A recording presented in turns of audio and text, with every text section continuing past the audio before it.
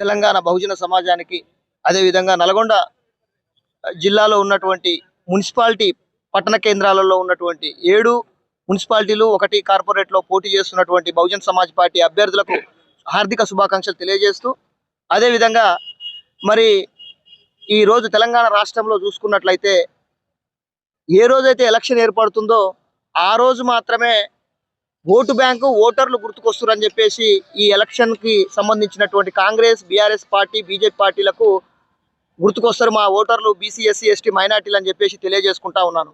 కాబట్టి నేను ఏం చెప్పదలుచుకున్నానంటే ముక్కుసూటిగా ముఖ్య గమనిక ముఖ్య విషయము ఒక ఆధిపత్య కులానికి చెందినటువంటి వ్యక్తి ఒక 500 రూపాయలు ఇచ్చినట్లయితే ఓటు మనకు వేస్తాడా?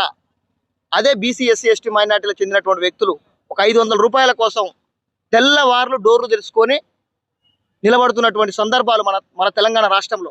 కాబట్టి ఇప్పుడు సామాజిక నేపథ్యం ఉండి విద్యా అర్హతలు ఉండి ప్రభుత్వాన్ని ప్రశ్నించేటటువంటి తత్వం ఉండి ఈ బహుజన సమాజాన్ని ముఖచిత్రం వైపు మార్చాలని చెప్పేసి విద్యావంతులు ఈరోజు బహుజన సమాజ్ పార్టీ నుంచి నిలబడడం జరిగింది.